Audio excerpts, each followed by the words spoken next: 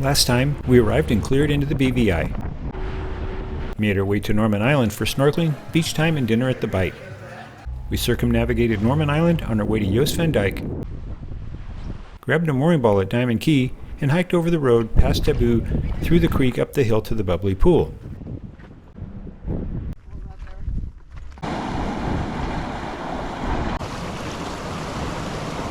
We visited the Beeline Bar for a snack and refreshments. Big taste, honey. We flew the drone, did some boat work, and were starting to relax.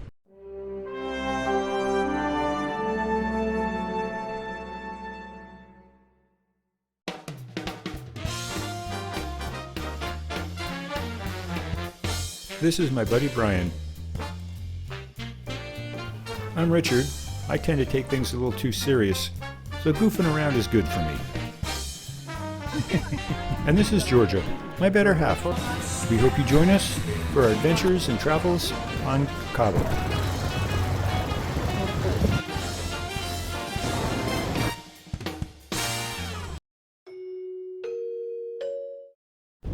We are on our way to Great Harbour at Jost van Dyke.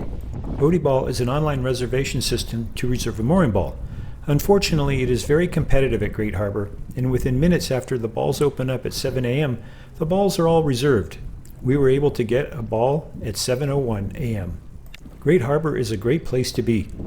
It is well protected, it's scenic, and of course, this is Jost van Dyke, home to Foxy's, Corsairs, White Bay, Soggy Dollar Bar, Hendo's Hideout, Tipsy Shark, and others. Ryan is flying the drone at Great Harbour.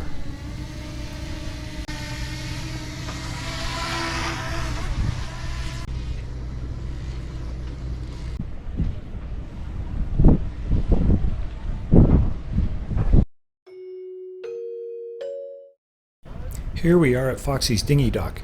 We are coming ashore to grab a cab and make our way to White Bay. Of course, we do travel with our floaties. Before we get a cab, we will take a look at the morning vibe on the island and look around a bit. The bar was there, the roof wasn't on it, and the stools weren't there. Oh, that's nice. I'm just going to take a walk in.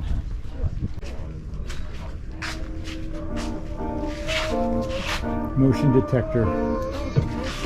It's just been a while since we've been here. It's nice. Oh, please, things of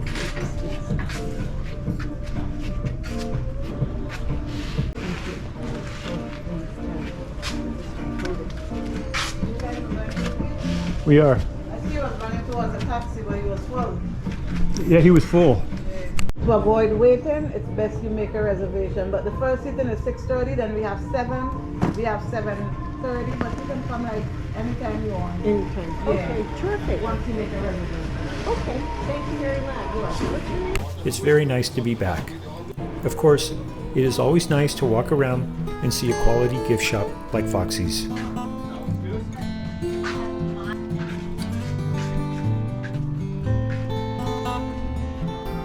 Yeah, that must be it.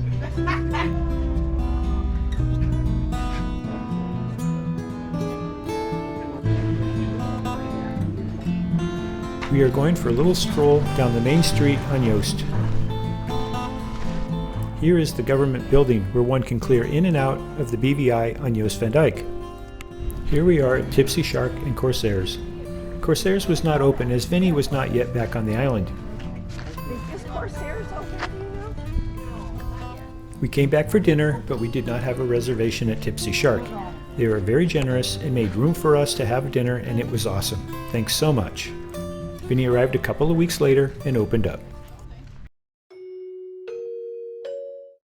It's a short cab ride to the beach. The ride takes us over the bluff for views of Great Harbour and of White Bay.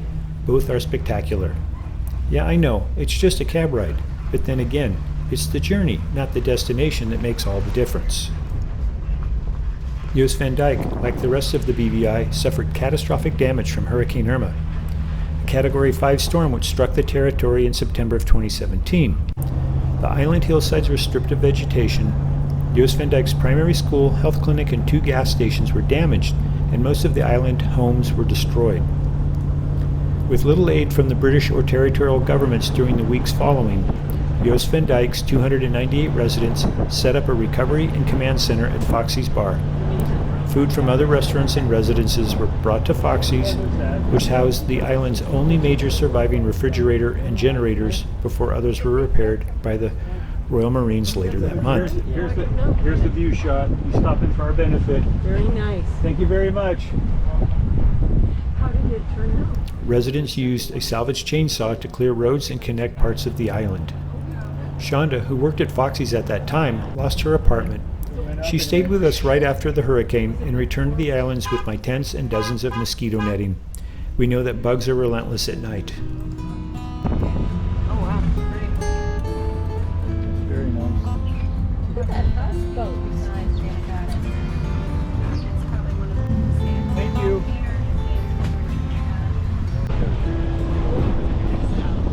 Oh, gosh.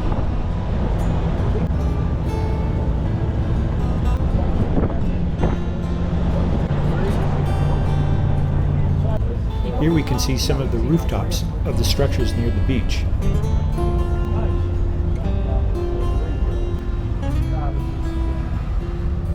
Located in White Bay is the Soggy Dollar Bar, a famous beach bar that claims to be the birthplace of the popular drink known as the Painkiller. The Soggy Dollar Bar is appropriately named because when built, there was neither a road nor a dock. There is now a road, but still no dock. To reach the beach where the bar is located, it is a common practice for boaters to anchor off the beach, swim to shore, and pay for their drinks with wet money. Hence, Soggy Dollar. This little girl was playing ring toss, and her mom was sharing with me that they live on St. Croix, which is about 35 miles south of Jost van Dyke. They took a center console from there to Jost, 35 miles of open water motoring. My turn at the ring game. My second attempt, done. Of course, in previous years, Aisha Chenery did give me some coaching on how to do it, so perhaps he should get the credit for my success. There is a nice relaxed vibe on this beach. People are friendly, food and drink is readily available, and the water is very inviting and warm. There's a constant flow of people at the bar, quite an amazing business that has been created and fostered throughout the years. We went next door to Hendo's Hideout and had a nice quiet lunch. Two of us here.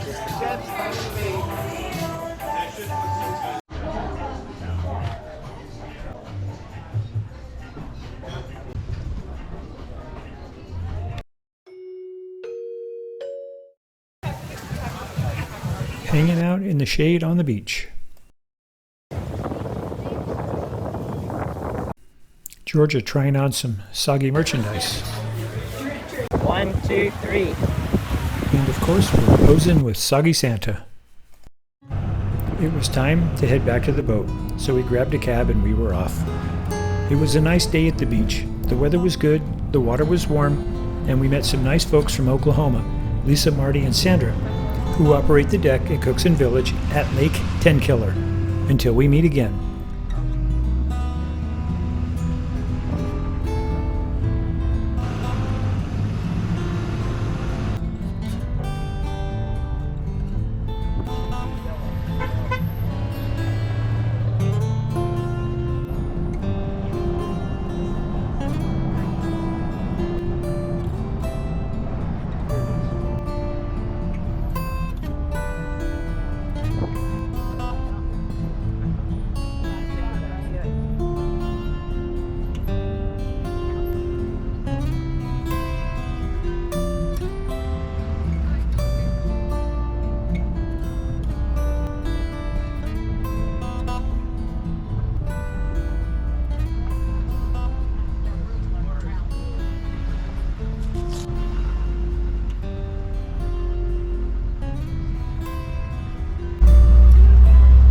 Police station.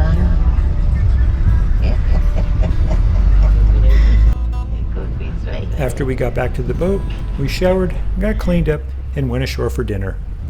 While we were waiting for a table at Tipsy Shark, we walked down to Foxy's for a drink. We found these two cuties trying to negotiate with the bartender for a drink. They had $1. They eventually came back with $2 and got their drink. The next morning, we had a little rain squall. No matter. It's a warm rain, and we are secure on the mooring and protected from the elements without everything getting soaked. Today, we would be heading back to Road Town. It was time for our guests, Brian and Allistaire, to fly home. Having them on board was wonderful. Both contributed as crew and friends to assist in helping us get the boat from Grenada to the BVI. Unfortunately, delays in Martinique shortened our time in the BVI, which was supposed to be more of a vacation experience for all. That's all for now. Come back next time to find out why we are at the Conch Charters dock. Thanks for watching.